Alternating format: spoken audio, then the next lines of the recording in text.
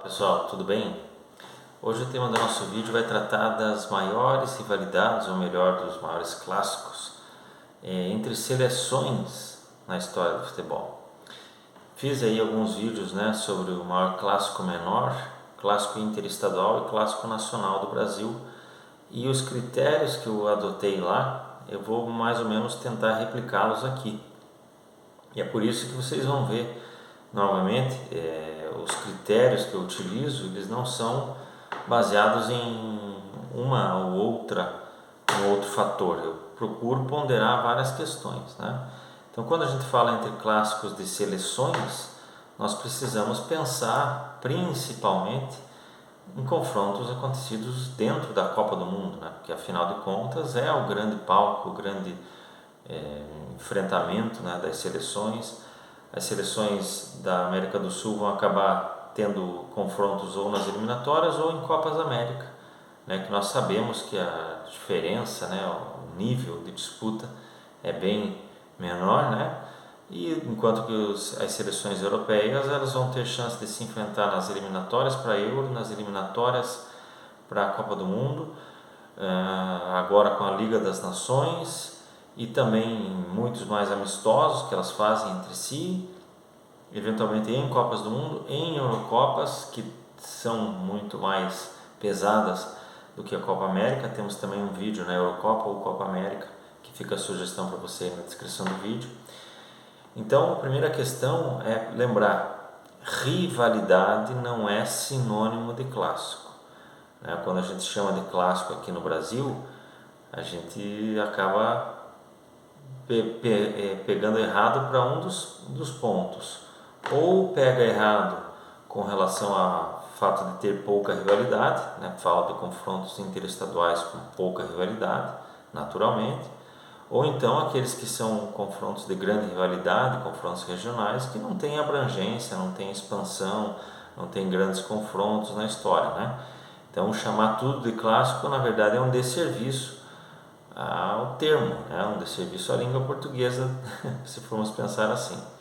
E em seleções, como é que a gente pode pensar em clássicos entre seleções, Os critérios que eu adotei aqui são mais simples, mas eu coloquei, por exemplo, que nós temos que ter pelo menos 5 jogos ocorridos em Copas do Mundo, Tem que sim ter uma grande rivalidade que vai remontar também para fatores políticos, para fatores históricos, territoriais, Isso tudo vai apimentar muito, mas naturalmente isso tem que ser traduzido também no futebol. Exemplo, França e Inglaterra não é uma rivalidade minimamente considerável no futebol. Você vai ter aí pouquíssimos jogos em Copas do Mundo, jogos sem ser aqueles jogos mais pesados, Nunca tivemos uma final, por exemplo. Então eu coloquei que ter pelo menos 5 jogos em Copas e tem que ter pelo menos uma final na Copa do Mundo, Mas além disso, eu preciso que esse confronto seja equilibrado, não seja um confronto one-sided. E aí vou dar alguns exemplos, por exemplo, Brasil e França e Argentina e Alemanha. São confrontos que tiveram final, tem grande rivalidade, pelo menos há uma animosidade histórica quando esses times se enfrentam, mas são confrontos desequilibrados. Argentina e Alemanha, a Alemanha venceu a grandíssima maioria dos confrontos, A Argentina, na verdade, venceu a Alemanha na final de 86 e no mais foram derrotas e eliminações, às vezes a maioria delas jogos equilibrados, é verdade. 90 a final foi decidida nos 41 minutos do segundo tempo, em 2014 no segundo tempo da prorrogação, em 2006 uma eliminação nos pênaltis e em 2010 que foi um placar mais elástico, 4-0, ainda que o gol número 2 só aconteceu aos 23 minutos do segundo tempo. Mas de todo modo, quando você olha para a quantidade de jogos, a quantidade de vezes que a Alemanha se classificou acaba sendo injusto, não há um equilíbrio aí. Da mesma forma, Brasil e França. Brasil e França se enfrentaram em Copas do Mundo 4 vezes, sendo uma delas uma final, e 3 desses confrontos deu França, além de confrontos em Jogos Olímpicos, Copas das Confederações, então muito pendendo para a França. E Itália e Alemanha, que é um confronto pesadíssimo, seleções, duas tetracampeãs, históricas e tudo mais, o confronto pesa a favor da Itália, né? Itália e Alemanha se enfrentaram 5 vezes em Copas, 2 delas em grupos e 3 delas em eliminatórias. Nos jogos em grupo, 2 empates, nas eliminatórias, vitórias italianas, incluindo uma final, a final de 1982, sem contar também finais aí de Eurocopa, então pesa muito a favor da Itália nesse confronto aí. Curiosamente, Itália e França, para citar, é um confronto que segue basicamente todos esses critérios aí que eu citei. Temos 5 jogos em Copas, temos outros confrontos importantes em Jogos Olímpicos, antes de haver Copa do Mundo, né? E também em Eurocopa. É equilibrado, tivemos uma final, há sim uma rivalidade, então é um dos confrontos que chega perto de ser clássico, né?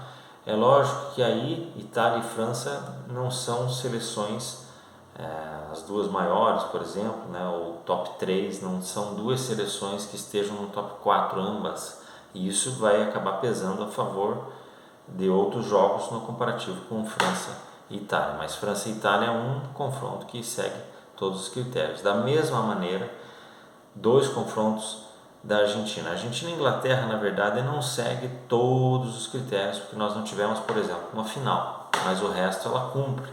Você tem um grande equilíbrio, você tem jogos históricos, você tem uma rivalidade enorme, né?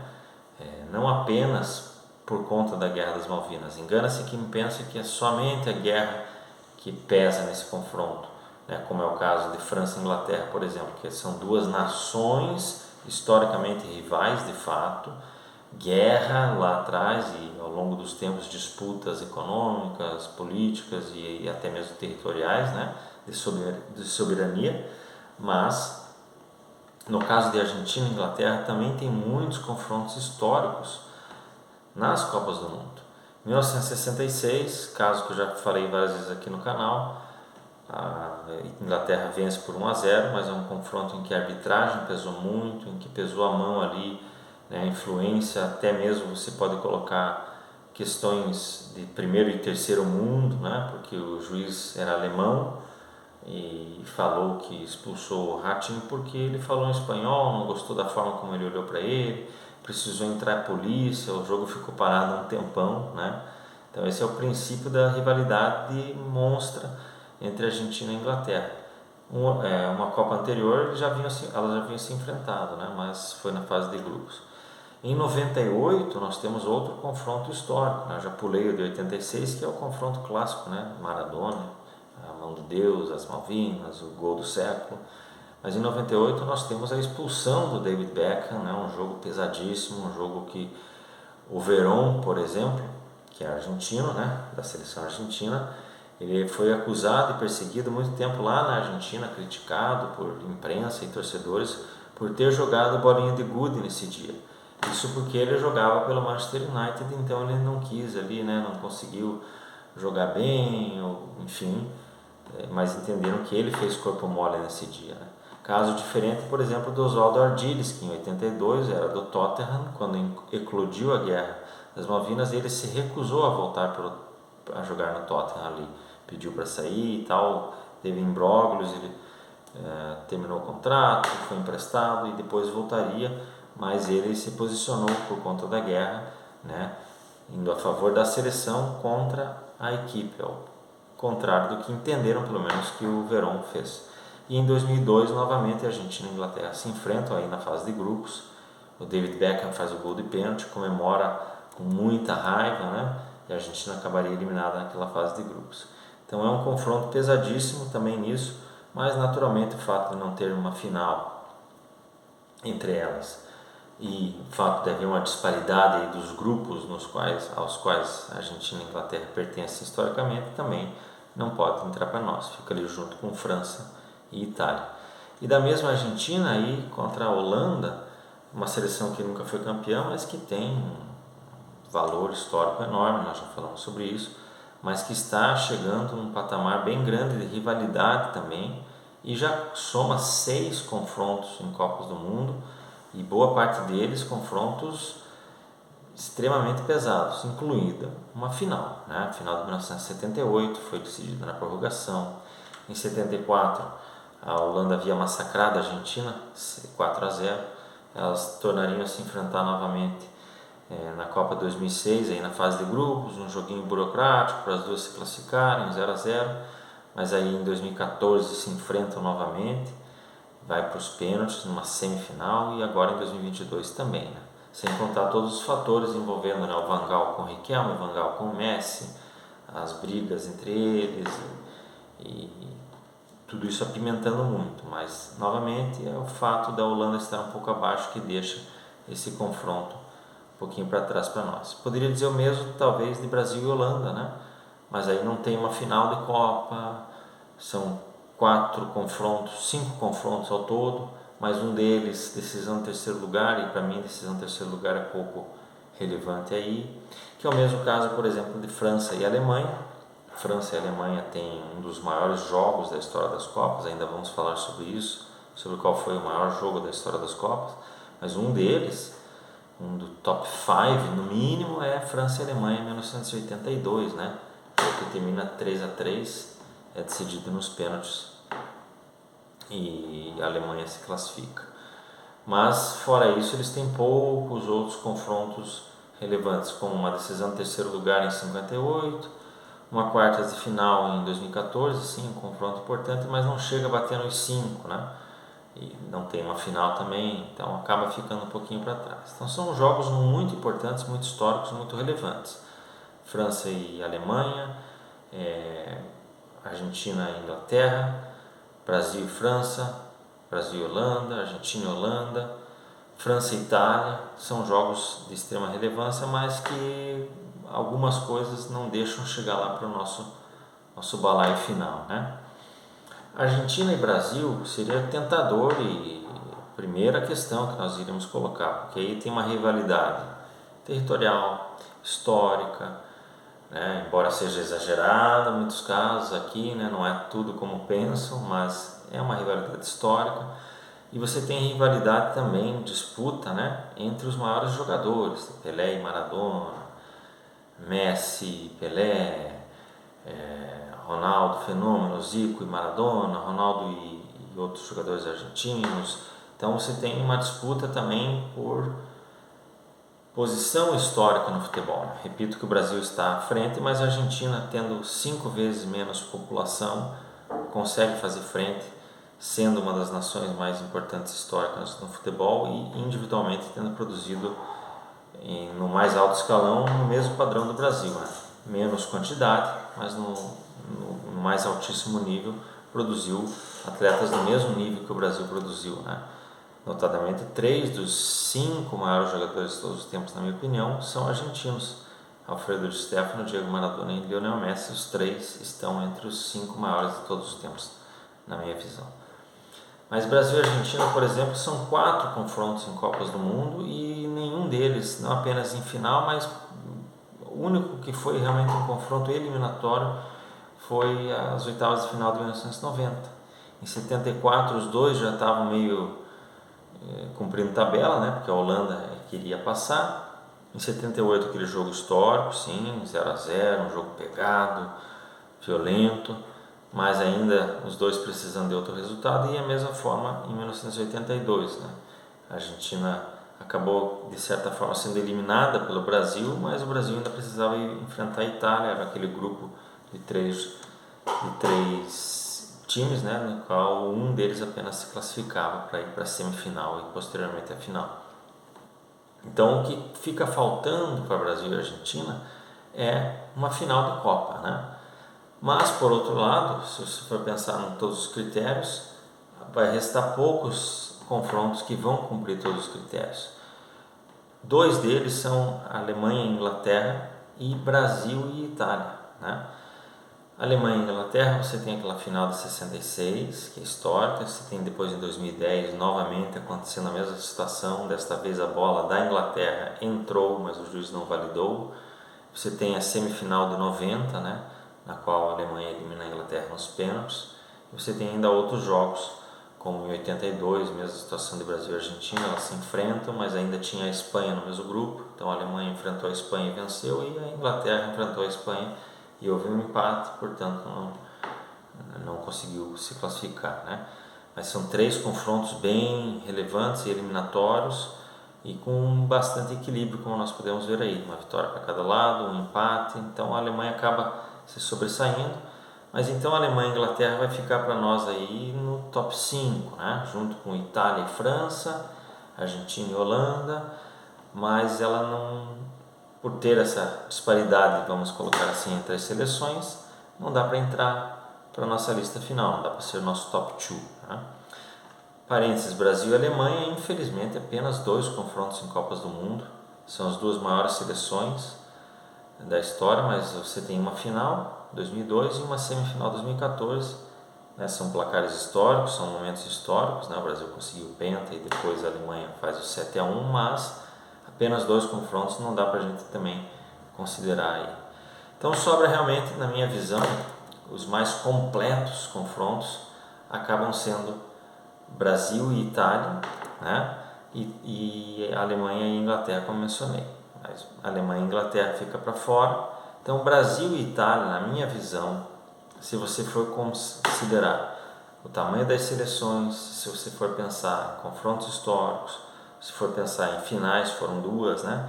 Argentina e Alemanha foram 3, Brasil e Itália foram 2, as que mais aconteceram, né? As únicas que aconteceram repetidamente. Mas Brasil e Itália tem, além disso, você tem uma semifinal em 38, você tem aquele jogo histórico, absolutamente histórico, que é um dos maiores jogos da história das Copas também, em 1982, e uma decisão de terceiro lugar, né? Menos relevante, mas ainda assim um confronto interessante, aquele gol famoso do Nelinho, 2-1 para o Brasil. Então, Brasil e Itália, somadas à ideia de rivalidade, equilíbrio, confrontos pesados e quantidade, né, ao longo dos tempos, né, porque você tem então confrontos 38 até 94, é verdade que já faz tempo que elas não se enfrentam, e isso pode vir a prejudicar, né, numa análise histórica, mas eu ainda acho que, olhando globalmente em todos os aspectos, Brasil e Itália acaba sendo o mais relevante dos confrontos entre seleções na história até o nosso momento aqui. Lembrando, Argentina e Uruguai é o confronto que mais aconteceu em todos os tempos, quase 150 jogos, ou até um pouquinho mais de 150 jogos entre elas.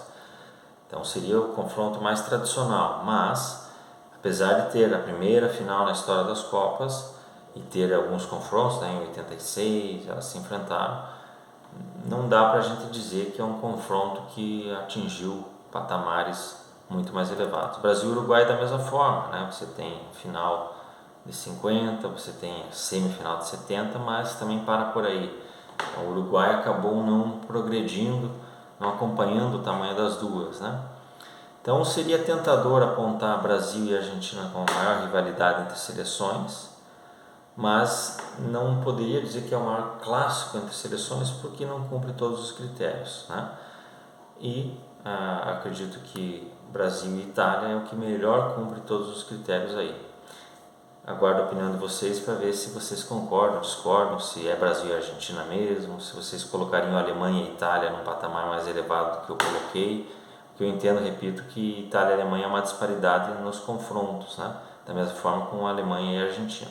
São 2 confrontos que poderiam estar aí facilmente no primeiro lugar, né? Argentina e Alemanha você pode considerar que pela quantidade de finais, mas o fato de ser muito a favor da Alemanha é que pesa aí para esse confronto ser descartado. Da mesma forma, Inglaterra e Argentina eu acho que é um dos confrontos mais relevantes, mas estão em prateleiras distintas e infelizmente também não temos uma final. Brasil e Alemanha, poucos confrontos, infelizmente. Teria toda a chance e todo o motivo para ser o maior confronto entre seleções do mundo, né? Mas da mesma forma como eu falei, né, do confronto Corinthians e Flamengo, infelizmente tinha tudo para ser o maior clássico interestadual do Brasil e acabou não sendo. Da mesma forma, Brasil e Alemanha. Então, na minha visão, pensando historicamente, Brasil e Itália é o maior clássico entre as seleções do futebol mundial. Beleza, pessoal? Um abraço a todos.